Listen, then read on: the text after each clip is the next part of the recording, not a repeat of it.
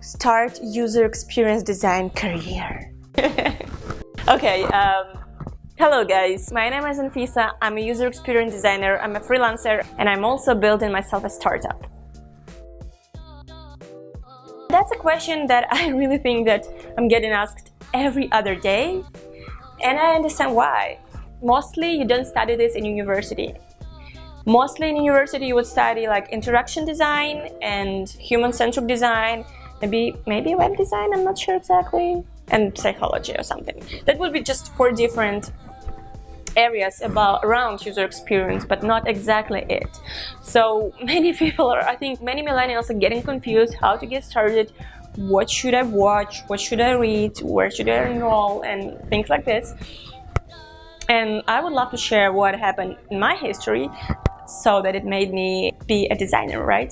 I know that many designers literally started by doing it themselves. What they are doing is obtaining a MacBook or any computer and start drawing beautiful mockups. And then they call themselves also user experience designers. To be honest, I don't consider them so. They're really cool, but they are user interface designers, which is a little bit different by definition from user experience designer. But let me just roll back a little bit to my history and I will talk through it step by step. So in my particular case, to be honest, I started from university. I did one step. I moved to Estonia for my master's degree to study product design.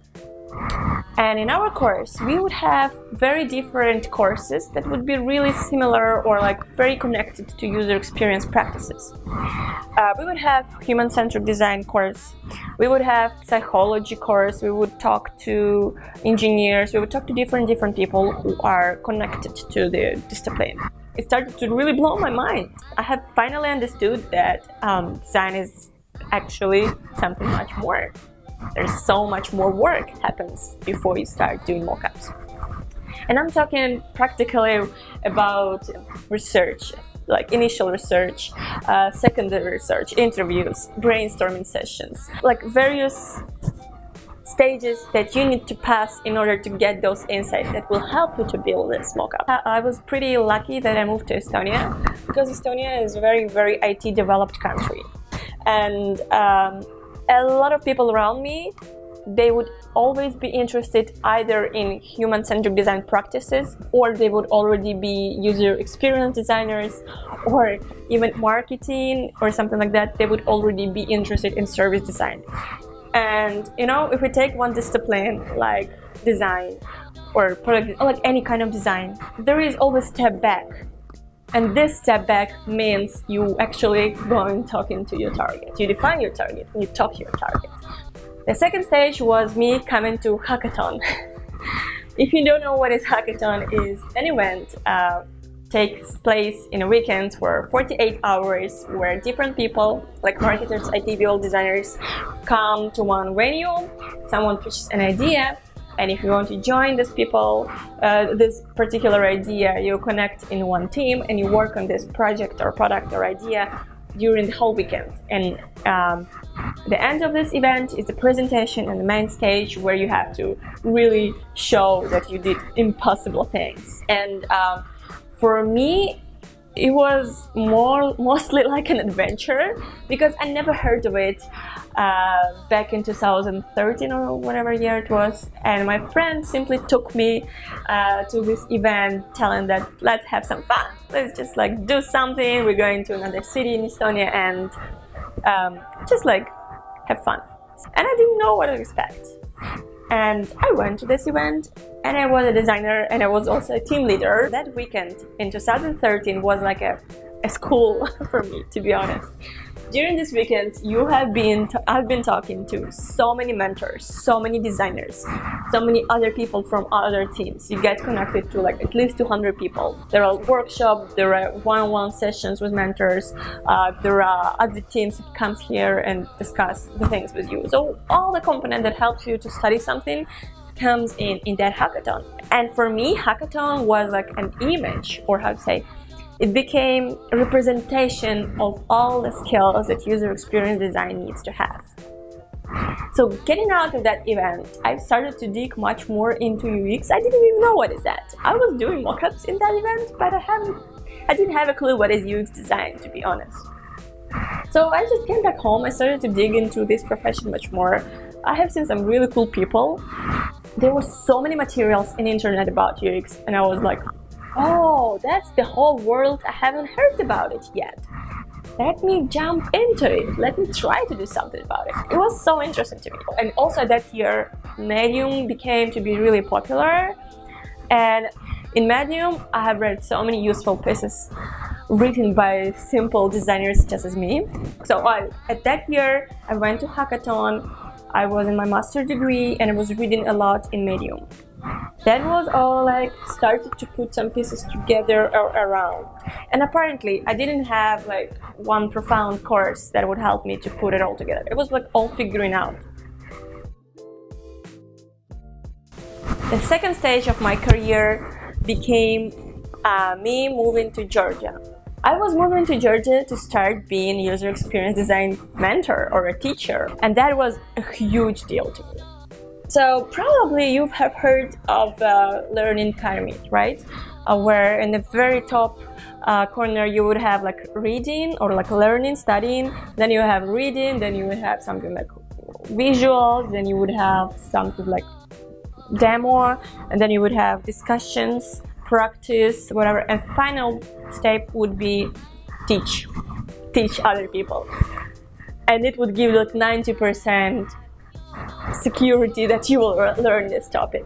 So that happened to me, and I was so lucky to get this chance. What I had to tell about me being a teacher, it helped me to finally start talking about what I understood. But what I was doing, how I was doing, I didn't have any program. I took 2 courses and then I was reading Medium like a crazy. I think I would read like 5 till 20 articles a day. I would have the copybook like this, writing all the most important insights. Then I would go through those courses to follow the structure, and I would finally make a presentation. Every presentation would be about 100 pages.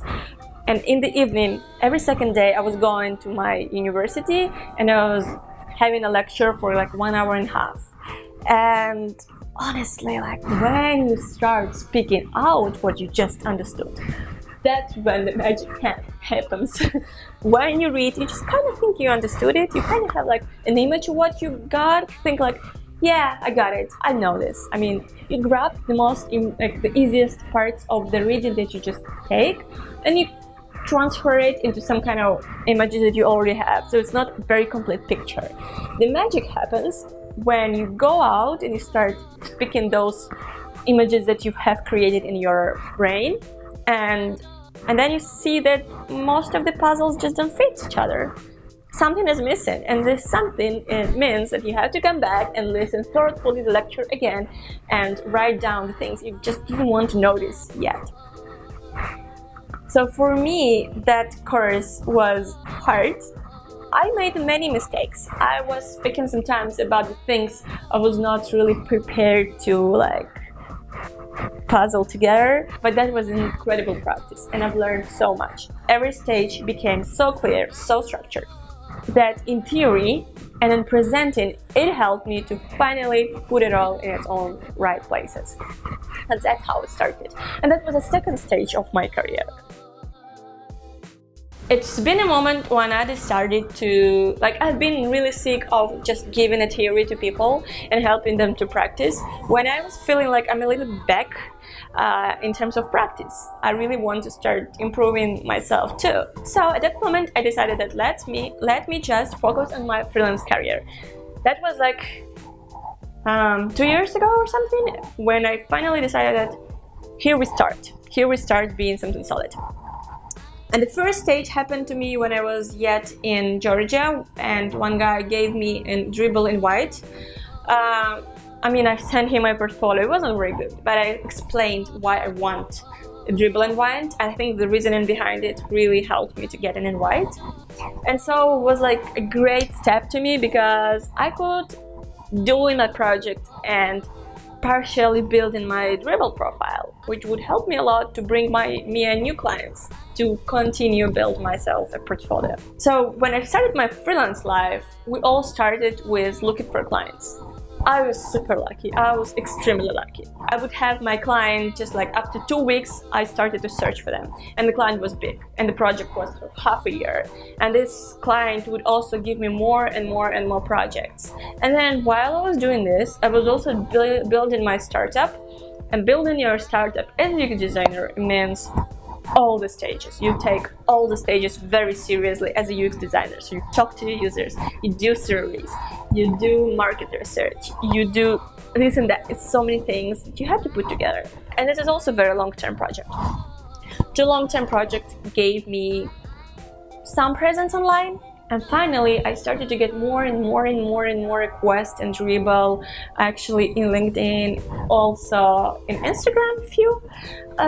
So it's just like all was rolling up, and like currently I'm not that experienced yet. I don't know much things about UX design. I'm still figuring out, and I think in 10 years from now I'll still be figuring out. And that's a great part of it. And the fact that it's never-ending learning makes it so exciting and makes this profession really worth it. So let's just sum it up, right? Because I was talking too much. First, some practice, some reading. Second, go and teach, go and present. If you don't have a course, you don't have to look for people to teach. Get yourself a little gummy duck and talk to it. You can have a mirror in front of you and talk to yourself. When you talk to yourself, you also start asking yourself, why is that? You're explaining something and it's like, what? That doesn't make sense. And third stage, apparently, find real clients, solve real pain, go and practice. Hopefully my example might help someone and maybe give some insights to start their own freelancing career path. And for now, I would love to hear about your stories. I mean, this is so interesting since UX design is not like a thing to study. And I know many people doing their own path, figuring out in their own way. I really wonder what helped you as a UX designer if you are already. Please comment it down below. It will be so interesting to me. You're very, very welcome to my channel. Subscribe if you wish. I will describe more things, share my challenges and maybe my cases.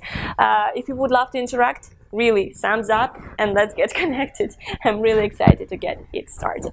Bye bye. I have to start working.